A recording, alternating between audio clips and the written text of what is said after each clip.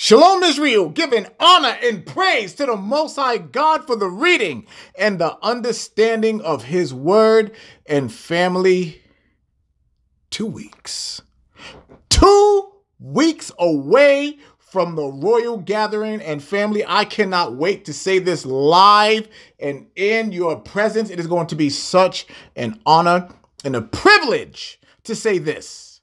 I want to wish every king, every queen, every prince, and every princess, I want to wish you a wonderful, magnificent Sabbath. And once again, thank you for bringing us in with your brother this week. And I'm excited, family.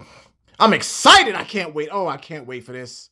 I can't wait till we get into that hall and we're going to give the Most High His praise. We are going to give the Most High the shouts that He deserves. I can't wait. I really can't wait. And speaking of which, I want to give away 3 tickets. 3 tickets. So the first ones that reach out to me on my Instagram, there's no hashtag, just hit me in my inbox and say, I want 3 tickets. I want these tickets. Then they're yours. And I want to thank our family. I want to thank every last person that has donated to our people. Do you see the love in our family? Let me just be the royal family. Do you see the love within our family? And how our family members, a lot of them said, you know what? Or the majority said, you know, I don't want, just keep me anonymous. Just let somebody be there. I'm not going to be able to make it, but I want someone to be there. That's within the royal family. That's how we do in this family. Okay? So for those of you that do want tickets, as a matter of fact, for those individuals that do want them, just reach out to me. All right? Let's go ahead and give them tickets away. Let's get y'all there. Now, I'm going to ask you this here right now. Please do not be selfish. If you do not plan on being there and you just want something for free, please stay out of it. Okay? Don't do that. This is for individuals that are going to be there. They're going to put forth the effort and actually arrive there so that we can all be in each other's presence. Okay? So please, again, if you want the tickets, reach out to me on Instagram and they're yours. Family, there is something very, very special that I want to do here right now. And this is not coming from me. This has nothing to do with me. This has to do with none other than the matriarch of Black modeling. You may know her as the legendary Queen Pat Evans. Now, I always love when I am able to speak to Queen Pat, and we always have such great, dope conversations. But the last time that we spoke, she said, I want to do something for the family. And when I tell you she showed out, she showed out. Now, do y'all remember that garment that I was wearing that one time in the photo shoot that I did when I was rocking the crown? Well, Queen Pat went ahead and topped that. Let me show you. For those of you that can actually see this, family, take a look at that garment. Look at it. Look at the bit. Look, can you all get down to the fringes? Can you actually see? Can you see that it actually says Israel? And look at the lions. I just gotta make sure I hold this up. Look at the lions. Look at the craftsmanship, or in this case, craft queenship that she put into this family. Look at this. Absolutely beautiful, absolutely stunning, and Queen Pat wants to give this away.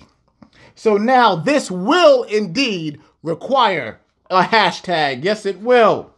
So for the lucky individual that is going to receive this from the legendary Queen Pat Evans, I want you to reach out, hashtag, thank you, Queen Pat. The first person that do it, it's yours, and it's going to you. Family, tonight, woo, let me go ahead and get my stuff ready. Ooh, here tonight, family, tonight. What we are going to be talking about, we're going to be talking about the job of each and every last one of us. What is our job? Being an Israelite. Being a king, queen, prince, and princess, what is our job? We have to take care of the sick. Do y'all remember how Christ took care of the sick? Remember, he said, I came here to take care of the sick. That was an example. And he gave us the example. What did he do? What did he say? He went out to the people and he blessed them. What did he do?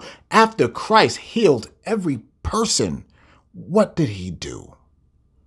He told them to get up and sin no more. You see, that is the remedy for all of our ailments. We're going to learn that here tonight. And this does not matter what the gender is. This matters based on what your instructions are, what the Father told you to do, what your talent is supposed to be used for. So whether or not if you have a talent of speaking, whether or not if you have a talent of singing, whether or not you have the talent to be able to spit them bars, whether or not you have the talent to produce poetry, it doesn't matter what the talent is, whether it's artistic, it doesn't matter what it is.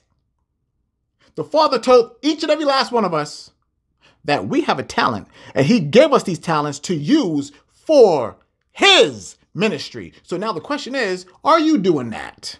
Are you doing that? So, family, I want you to please open your Bibles to the 1611 King James Version Bible with the Apocrypha, and I want you to please go to Ecclesiasticus chapter 38. Let me go ahead and get everything all set up here. Let me sit down this beautiful, beautiful garment. That garment is dope. I told already, I was like, I'm hating. I was like, I wanted it. Like, I want that garment, but nope, it's for you. It is for you. All right, so we are going to Ecclesiasticus, the book of Ecclesiasticus, chapter 38. Did I say Ecclesiastes the first time? Sound like I did. All right, let's go ahead and get this pulled up. I'm telling y'all, if y'all have not read this before, well, you're about to read it now. And we are also going to get some definitions as well as this comes out, okay? All right, let's go ahead and start this off. Ecclesiasticus, chapter 38, verse 1. Honor a physician with the honor due unto him for the uses which ye may have of him, for the Lord hath created him. Now let's stop for a second. Honor who? Honor the physicians. So you're going to see here tonight that we are supposed to be physicians. Now, not everybody can get out and bring the word out on certain levels, but does it mean that you keep your mouth shut? No, not at all. But you're going to see that this is making a comparison between what a physician is supposed to do for a sick patient and how we are supposed to tend to the sick. And then it's going to give you just the absolute opposite of that as well. So I'm telling you, this is going to be a wonderful, wonderful lesson. And I don't want to take a lot of your time here tonight either. So it may not even be that long, but we are going to bring it out and we are going to go into some definitions as well, because this gets into a lot of everyday words that are not used. Okay. All right. So one more time. Honor a physician with the honor due unto him for the uses which ye may have of him, for the Lord hath created him. The Lord hath created him. Verse 2. For of the Most High cometh healing, and he shall receive honor of the King. You see, when we're dealing with the Most High brings forth our healing. It doesn't matter what the situation may be, whether it be a terminal illness, whether it be financial struggle, whatever the illness may be, wherever we're short, the Most High said, if I'm involved, it will be extended. Verse 3, the skill of the physician shall lift up his head, and in the sight of great men he shall be in admiration.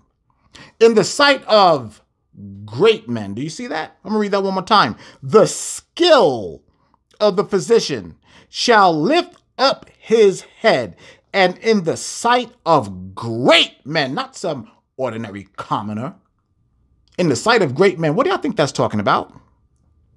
Who do you think that's talking about? It's talking about all of our ancestors. It's talking about the disciples. It's talking about the prophets. In the sight of great men, this physician is going to be raised up.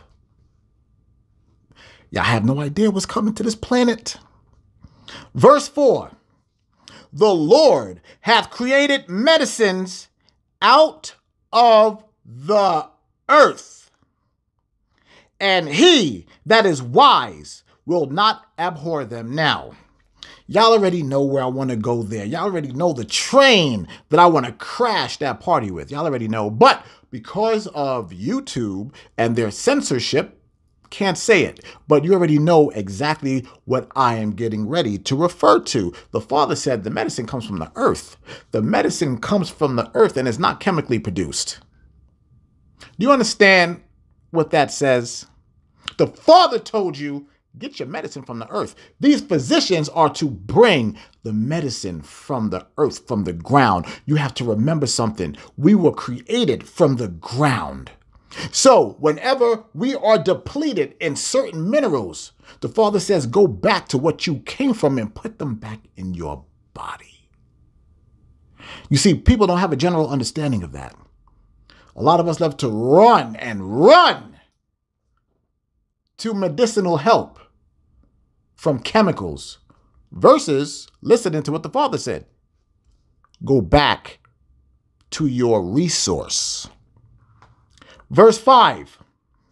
Was not the water made sweet with wood, that the virtue thereof might be known? And he hath given men skill, going right back to verse 1. And he hath given men skill that he might be honored in his marvelous works. Those marvelous works. So now, what do y'all think that's getting ready to start comparing to? Come on now. What do y'all think this is? His marvelous works? Now, didn't the Father tell us faith without works is what? Faith without works is what, family? Go ahead and put it. Put it in the live chat. Faith without works is dead.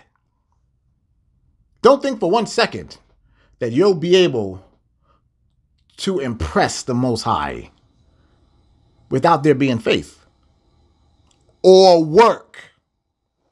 They go hand in hand. And of course, again, as you see why they removed Ecclesiasticus from the Bible. Or at least they thought that they would be able to. Idiots. Okay. Verse 7. With such doth he heal men and taketh away their pains. Verse 8. Of such doth apothecary make a confection, and of his works there is no end, and from him is peace all over the earth. So apothecary, that's not an everyday term. So let's go ahead and get that definition of apothecary. Apothecary definition: a person who prepared and sold medicines and drugs. That's the apothecary. So this is a modern day definition of what that is. Because remember, drugs, that's pharmakeia. That's pharmakeia. But back then, in the biblical sense, it meant medicine. So of course, today in modern times, they're going to try to take the two and put them together. Absolutely not. That's Esau's philosophy. No, the archaic version deals with medicine. But you see exactly what it is. So now that you know that it's speaking about a person that does that actually sells these herbs. Because remember, the Father told us before to take the shekels and buy cinnamon and myrrh and all those things. So the Father is not against you buying herbs. And he's definitely not against our people selling herbs. But remember, they're supposed to be eaten and not... For the person, I want to go ahead and try that. Nah, let me go ahead and slap that out your hand right now. Let's go ahead and read that again. Of such doth the apothecary make a confection, and of his works there is no end. There's no end to this work that we have to do. And from him is peace all over the earth. Do you see how important? Do you see how important it is to carry out this work? We are supposed to be making a foundation for peace all over the earth. But when there's closed mouths, when people are not doing what they're supposed to be doing, there's hell all over earth. Like we learned last week, just how important you truly, truly are to the end. You have work to do, family. You can't just sit back and do nothing. All right, verse 9. My son, in thy sickness, be not negligent, but pray unto the Lord, and he will make thee whole. Stop for a minute. What did we have to do there? We had to do what? We had to pray. This is the communication between us and the Father. Now, some people, I've actually had individuals tell me this before. They said, you know what? When I pray, I feel silly. They say, I feel like I'm talking to myself. And of course, every time I have to let them know, just because you feel like you're talking to yourself, you're not. The Father is right there listening to every word, even every word that you think. You never have to say anything out loud, just what you think. And the Father knows exactly what you're talking about. But as he told us in the lesson, how to pray properly, he told us how to pray. He gave us the instructions on how to. He told us to. So the Father said, what heals your sickness? When you pray. Now, of course, we know that the Father only hears the prayers of who?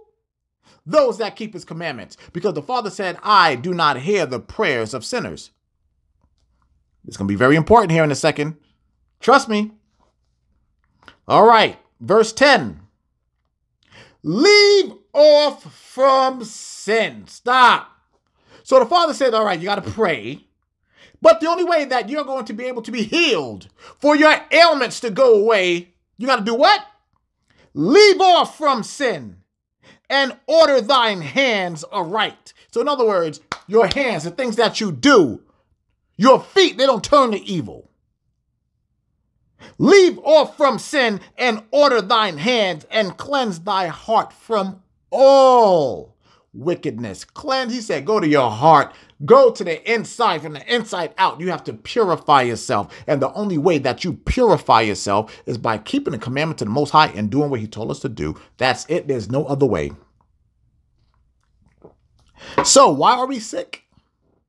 Why do we have ailments?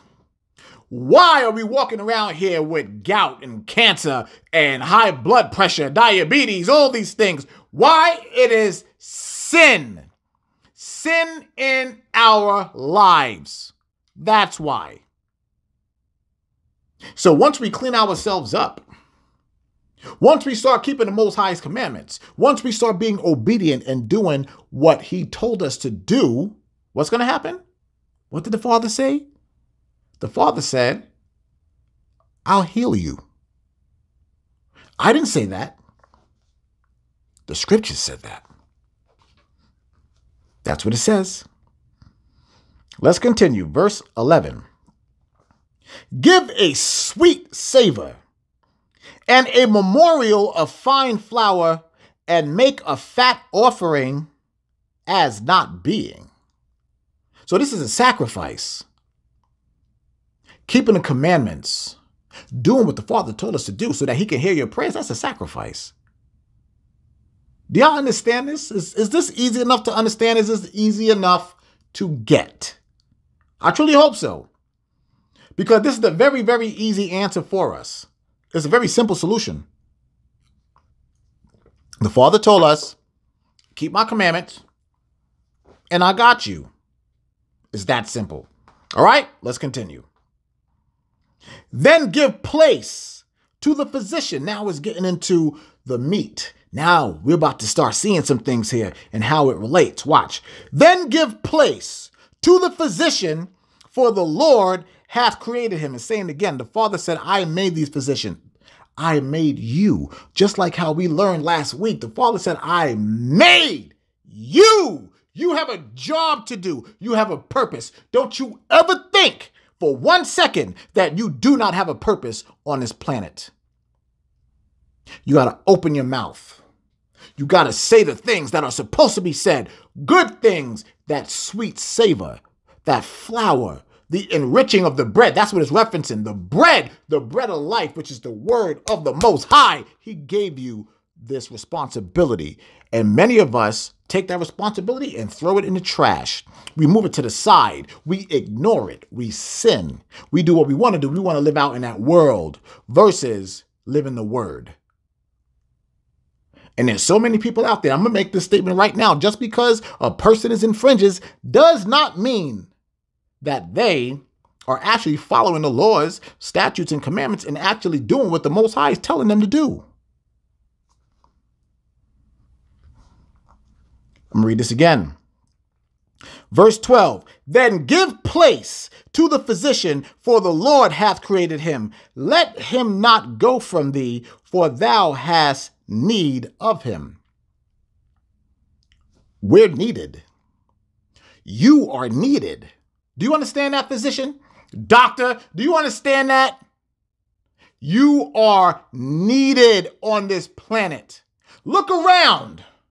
Look at all of the murder. Look at all of the rape. Look at all of the child abuse. Look at all of the spousal abuse. That's male and female. Look at it. Look at all of this sin that's around this world. All these things. Look at the conditions of our people. We had that lesson before too. The conditions of our people. Look at all that. If for those that have not seen that lesson, you really need to go back and look at that. The conditions of our people, part 1 and 2. Do you see why you're needed? When you walk outside, for every person listening to this right now, everybody under the sound of my voice, the next time you go out and you are in your area, you're in wherever you are, I want you to pay attention. I want you to truly pay attention, even for those of you who are in very affluent areas. Just because you live in them little neighborhoods where you have the HOA, the housing authority, that doesn't mean that you're rich. It doesn't even mean that you're doing good. That is, let me be nice, that is peanuts compared to what you're supposed to have. Palaces, castles, mansions beyond this world. But you'll settle for a 4-bedroom house. That's nothing. That's garbage. That is trash compared to what a king and a queen are supposed to live in. Children of the Most High, what we are supposed to be in. I'm just telling you. But go out and look in those areas. And especially when you reach the underprivileged. When you get to the ghettos, when you get to the barrios, when you get to the rundown reservations, when you get to all those things. And simply take a look and tell yourself, I'm not needed. Tell yourself there's no reason to bring out the word of the Most High. There's no reason for it at all. Tell yourself that. And then look in the mirror and see if you don't look stupid. All right? Verse 13.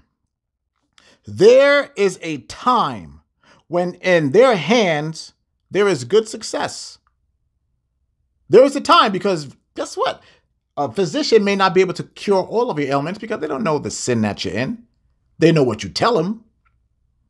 Like for some people, like let's think about this here physically. You know, for some people, you know, they may have diabetes. They'll go in talking about one particular symptom that they're having, but there's so many other ones that they don't even realize that they have. But they tell the doctor about that one, and if the doctor doesn't go in and really do his diligent research, like say, for instance, let me go ahead and take a blood test. All right, let me analyze your blood and see what else could be triggering this. Let's see what else may be causing these inflammatory responses in you. If a doctor doesn't do that, if they say, okay, well, you have diabetes, here, take this, whatnot, here, go about your business. What's causing the diabetes? What's allowing this to happen? So this is why you're saying right here, I'm going to read it again. There is a time when in their hands, there is good success. That's the diligent work that's put in. Not giving up on your brother or sister when they're going through something. And I'm noticing a lot of that. A lot of people are reaching out to me about that. A lot of them say that they are a part of camps, and I'm not banging on the camps. I'm going to make this very clear. I do not have a problem with camps, but I do have a problem with camps that preach false doctrines. Okay? So there it is. Now, there are some people that reach out to me and say like their camp leaders, they're battling stuff, and then their camp leaders cut them off. Just completely cut them off.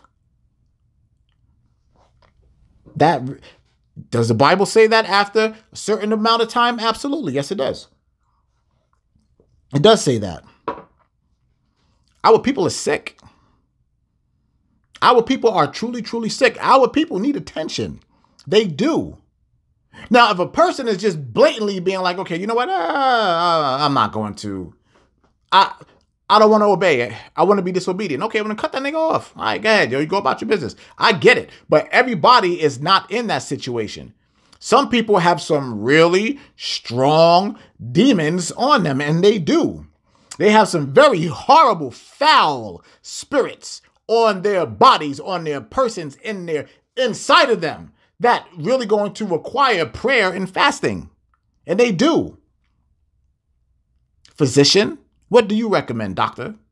Huh? King, queen, prince and princess, what do you recommend for these people? What do you recommend for your brother and sister? What is it that you will tell them? What is it that you will do for them when they come to you with these ailments here? You going to tell them run to the hospital? Or you're going to tell them you need to open your book and start reading what you are supposed to be doing and not supposed to be doing? That time is coming. The clock is ticking. As I said last week, the bottom of the hourglass is filling up. All right, verse 14. For they shall also pray unto the Lord, that he would prosper that which they give for ease and remedy to prolong life. Just like I mentioned earlier. I'm going to read that one more time. For they shall also pray unto the Lord. The sick also has to pray as well, just as the physician does. Doctor, we got to pray. First and foremost, you have to call exactly what it is that's on that person. You got to call it, and then you got to send it up to the Father and say, Father, this is what's wrong with this brother or sister. Heal them, please. Heal this person, Father. And then you have to be in unison. So now, what is the only way that you can be in unison is by keeping the commandments. You are important. What you do matters. Let me continue reading that. Which they give for ease and remedy to prolong life. The Father wants you to have a long life on this planet. He does. The reason why a lot of our lives are cut so short? Sin, judgment. And sometimes it's not always judgment. Let me go ahead and back up for a second. Sometimes the Father has mercy on a lot of our people, saying, you know what you're getting ready to go through, you ain't gonna be able to deal with. Let me go ahead and bring you home now. Come on. That happens sometimes. It does. The Father will go right ahead and call you. Did he not call Elijah? Say, go ahead, come on, son, come on up. It happens. It happens. But Elijah didn't die, though. That's the difference between the two. All right, verse 15. He that sinneth before his maker, let him fall into the hand of the physician. Did you understand what that just said? Let me read that again. He that sinneth before his maker, let him fall into the hand of the physician. The Father made that very clear. You want to sin? Huh? You want to keep it up? Get sick. You're going to be running back and forth to that damn physician like you don't want to listen, do you? Oh, you are a hard-headed little ass, ain't you? Oh, okay. You want to continue living in this world? You want to continue doing the things that you're doing? Go ahead and get sick. And I'm going to sit here. And what did the Father say? The Father said he will laugh at our calamity. Did he or did he not? The Father up there having them chuckles. Chuckle after chuckle for you knucklehead ass niggas. I'm reading it again, just in case if you think that it's me saying this, I'm reading it again. He that sinneth before his maker, let him fall into the hand of the physician.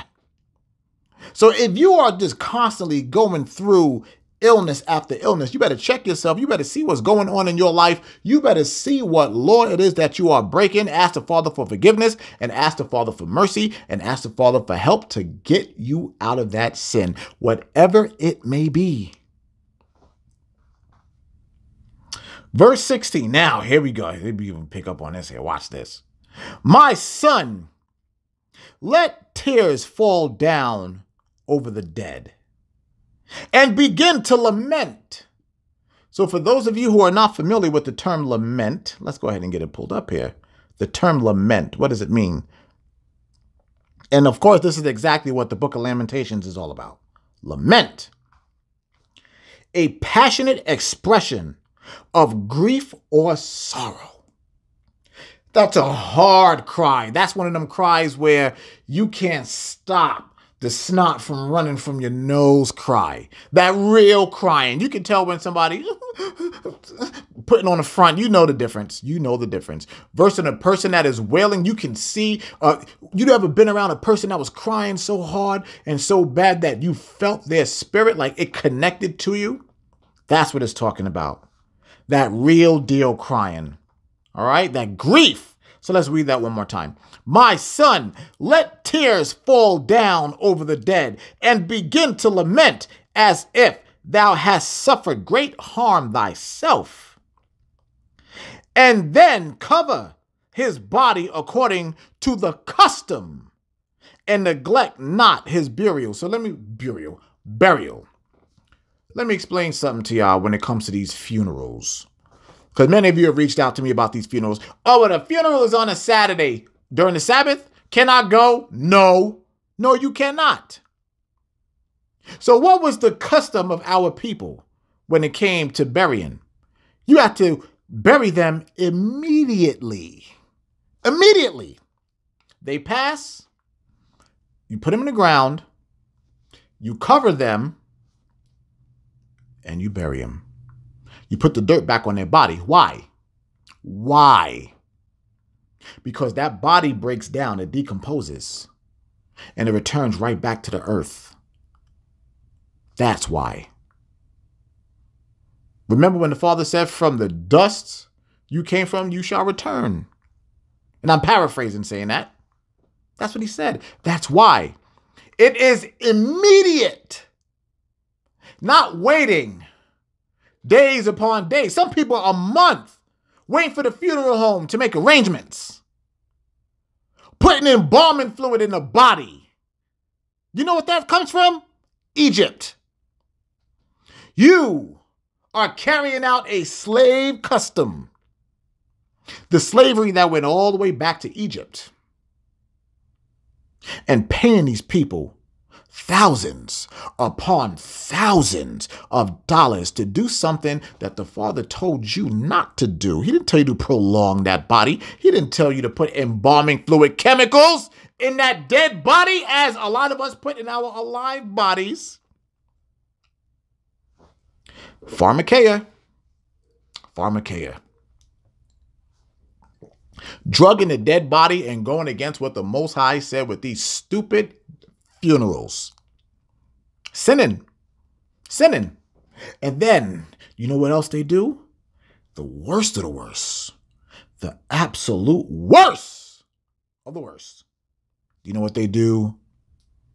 They get a preacher, a pastor, a pagan piece of dog crap, and have them speak over the body. Do you see how wrong this is? They have Christianity come into it.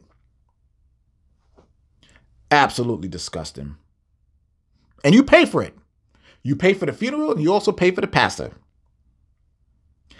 Verse 17.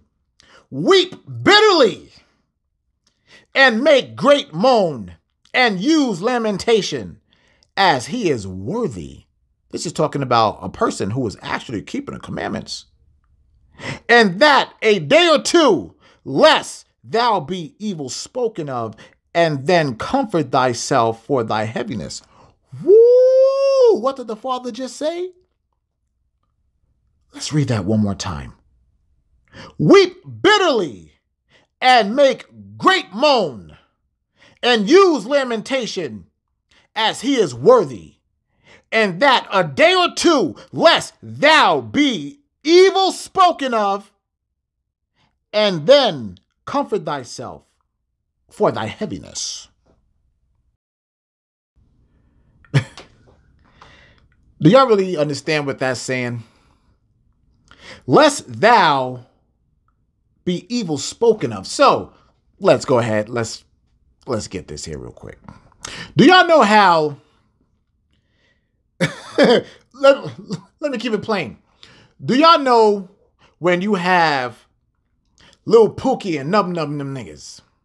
These niggas that you know be out there robbing and stealing, stole your car. You know that some of these niggas probably killed somebody out there banging, right? And when them niggas get murked and they get shot, they get stabbed, they get murdered. And people be at their funeral, and all that foolishness. Do you realize right here that that is a direct violation of the Most High's order when he said, first of all, you ain't supposed to be going to their funerals in the first place, first and foremost, but you're not supposed to be crying over them. You are not supposed to cry for those type of people that have evil spoken of them. And I know I went extreme with the murdering, but the people who gossip, the troublemaker, the one keeping up all of the business, a person who willfully sins, the Christian, the Presbyterian, the Catholic, and all of the other false religions abroad that directly go against what the Father tells us. Do you see how in line we have to be? Do you understand why the Father said it is a narrow path that you have to use? It is a narrow path that you have to walk. But so many people, they be really concerned. Oh, you ain't going to the funeral? Oh, you think you better? Oh, you are horrible. You wouldn't go to that person's funeral. You damn right I won't. First and foremost, y'all got him in a casket. Y'all got him in a coffin. Sorry. That goes against what the Most High said. That goes against our custom. Sorry. I don't give a damn about Esau's law. I don't. So you know what? When it comes to cremation, right? Okay. Let them put you in a casket if you want to. We have customs that we have to follow. At least we know when it comes to us being cremated, I'm going right back to the dirt. All they've done was accelerate my, what is it? Yeah, decomposition. That's the word. Almost lost my train of thought. There we go. All right, verse 18. Wait, let me read that. Yeah, verse 18. For of heaviness cometh death, and the heaviness of the heart breaketh strength. It's letting you know. Read that again. For of heaviness cometh death. You cannot bring yourself down to a point now, where your heart is too heavy, where you just can't get over it, because the Father gave you 7 days to get over, to mourn. He said you got 7 days to mourn, and after that, stop. And the heaviness of the heart breaketh strength. In affliction also sorrow remaineth, and the life of the poor is the curse of the heart. Take no heaviness to heart. Drive it away, and remember the last end. I'm going to read that again. Take no heaviness to heart. Drive it away, and remember the last end. Forget it not, for there is no turning again. Thou shalt not do him good, but hurt thyself. You understand that? There's a time when you got to stop. There's a time when you got to move on with all these things happening, with everything, all the heaviness that you may have, but you can't let it break you. This is all about strength now. You can't let this break you. You got to go on. Yes, you are a doctor, but I'm serious. Do y'all really understand how important your part in all of this is? Do you get it? You have to be a strength. This is why the Father said, we have to be built on that rock. We got to be built on that foundation of Christ. Even Christ wept. We know that. We had the lesson on that. Yes, Christ wept. But was he a punk? No. But he didn't mourn for too long. Believe it or not, Christ had to follow all the commandments, just like we do. Let's continue. Remember my judgment. Hear that word again. Remember my judgment, for thine also shall be so. Yesterday for me, and today for thee. So he said, yo, I'm going to die. I'm going to die. But in my death, I remember that judgment. All the way to the very last day, all the way to the last breath, I remembered the judgment. I know what it's all about. I know what I'm supposed to do. So now, just as it is on that day, is going to be the very same for those of you in the future. You better remember that judgment. You better remember. And we are living in the time that it is coming fast. Seeing all these UFOs, all these reports, even TMZ is reporting on it now. They can't stop what's coming. They talking about asteroids, these countries putting up artificial suns, all these things that the Bible said would happen is all happening now. The manifestation that the prophet spoke of is happening right before our eyes. We are that generation. Yes, we are. And right here, still telling us, you better remember that judgment. You know what's coming. Verse 23. When the dead is at rest, let his remembrance rest, and be comforted for him when his spirit is departed from him. Just like we talked about a couple of weeks ago. When a person dies, you don't have to worry about them anymore. Why? Their spirit is in the presence of the Father. They are more alive than we are on this earth with breath in our bodies. They're in the presence of the Most High. Now, for those who did great things and whatnot, their story is going to be told and told and told. Great things about these people. Great men and women. Great kings, queens, princes, and princesses. But for them other ones that were out there running around, sinning, clapping, shooting, we don't need to remember them. Shut that down. Verse 24. The wisdom of a learned man cometh by opportunity of leisure, and he that hath little business shall become wise. I really want y'all to tattoo this in your spiritual mind. I'm going to read that again. The wisdom of a learned man cometh by opportunity of leisure. Now, many of you don't know what leisure means, so let's go ahead and get that definition. The opportunity of leisure. I'm telling you, the Bible gave us so many, it gave us so many ways to live by. Here's the definition of leisure. Listen to this, family. Free time. The use of free time for enjoyment. Opportunity afforded by free time to do something. So now that we know what that means, let's go back and read it one more time.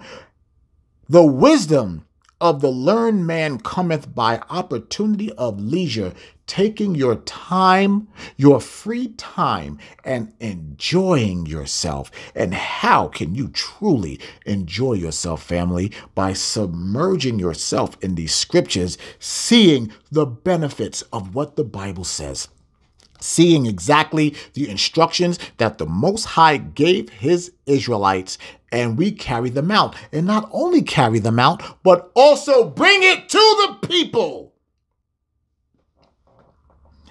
And he that have little business shall become wise. You know what that means? He that have little business. You're not in everybody else's business. You're not out there gossiping. You're not out there running around. You're not out there sinning. A man, woman, a king, queen, prince, or princess that keep to themselves, that follow the commandments. Nobody's able to talk about you. If somebody says something about you, yo, that brother right there or that sister right there, yo, they follow the commandments. Yo, they all about the Most High's business. Not running around gossiping, not battling each other, not making videos about each other back and forth and all that stupidity. That's big business. People that's out there doing that, they're in the wrong.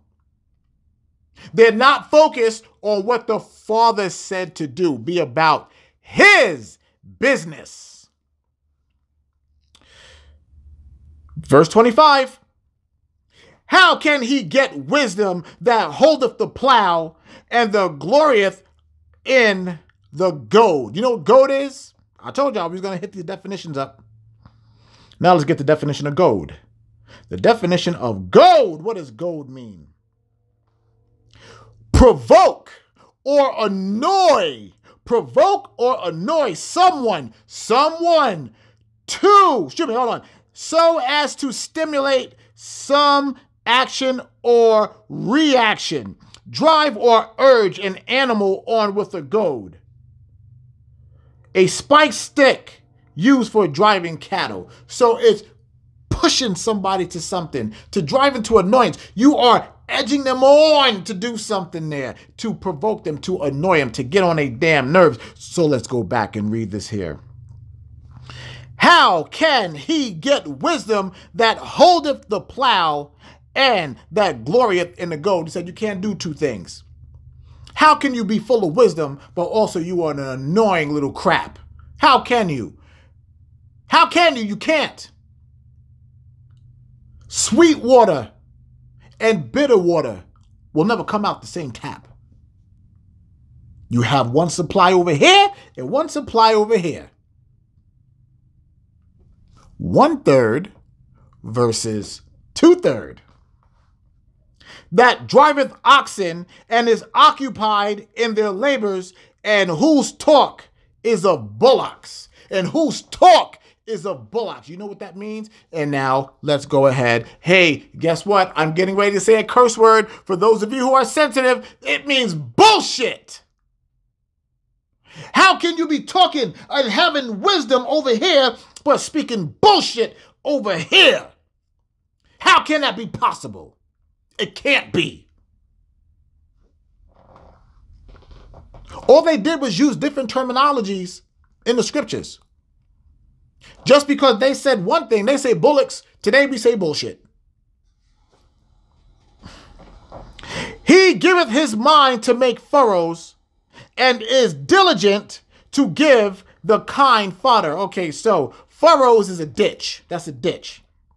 And is diligent to give the kind, and the kind, a kind, that's like a herd of cow and oxen, and fodder is food.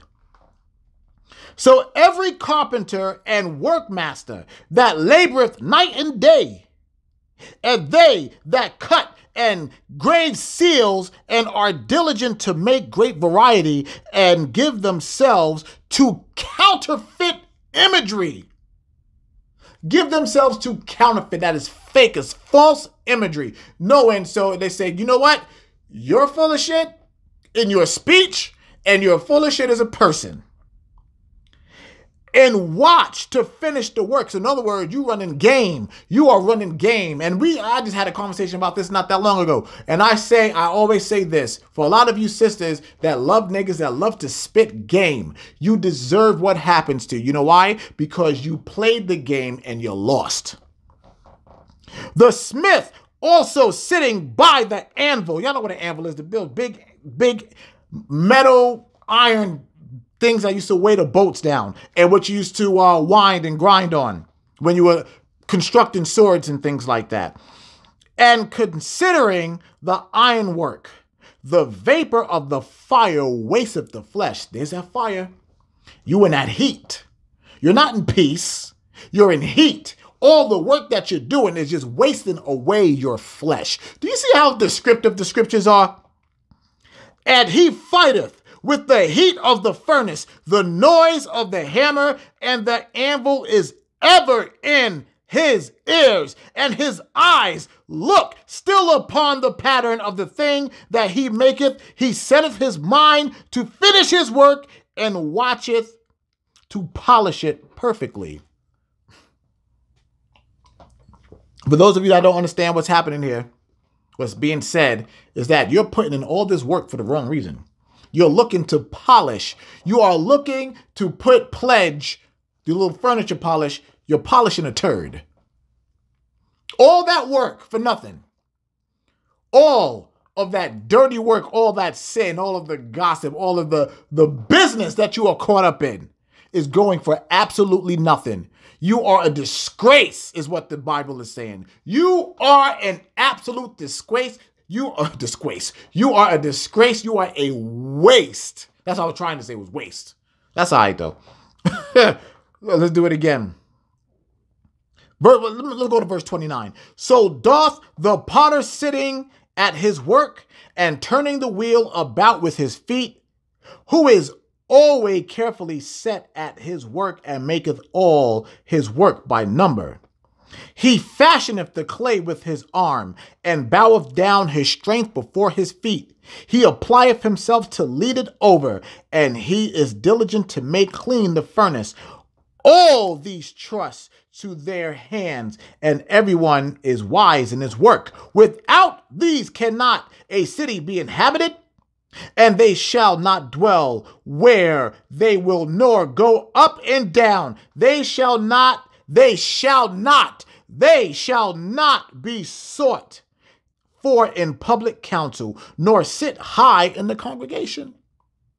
These men that are doing all this and keeping up all this business, they're not going to be sought out. Just like we read earlier, there will not be high praise from great men. There will not be high praise from great kings, queens, princes, and princesses. They're not. I'm gonna read that over.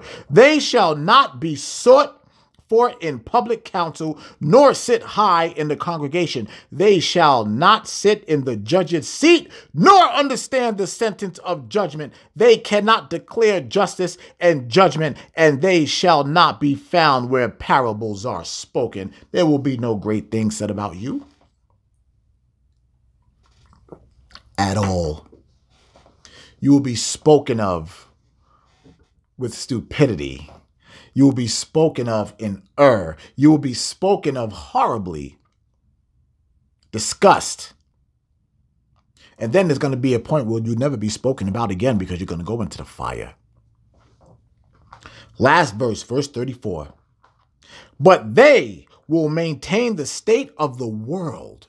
But they will maintain the state of the world, and all their desire is in the work of their craft. See how plain the Father made all that? King, queen, prince, and princess, I want you to hear me. You have a job to do.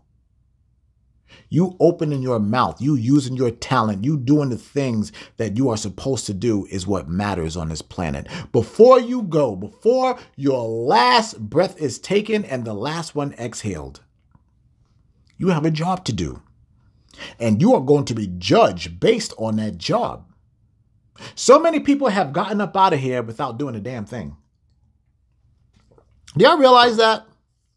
That so many people have died doing absolutely nothing. Nothing. They came here all this time, and we're talking about people that have lived 90, 100 years, and they've done absolutely nothing. The Father have extended and prolonged their life and said, hey, I'm going to give you opportunities. Opportunity after opportunity after opportunity, and you did absolutely nothing with it. You damn fool. You waste. A disgrace. I'm going to use that from now on. You damn disgrace. And it's sad. It really is. It's really sad. It truly, truly is, because all these people, and especially let's talk about athletes. Now, we know that Esau will give these athletes these platforms to speak. Give them these advantages, and nobody will ever come out and talk about exactly who they are or what we are supposed to do as the people. They don't. They have their own social media platforms and stuff. They don't do it. And you know why? Because Esau said, if you come out with any of that stuff, we're going to take your money away. We'll remove your money. We will put you back in the ghetto where you belong. You know how they talk. You won't be able to do anything. We're going to continue to sue you. Even after we removed your income, we're going to sue you. That's what Esau does. But that's what happens when you ink a deal with the devil. That's what happens.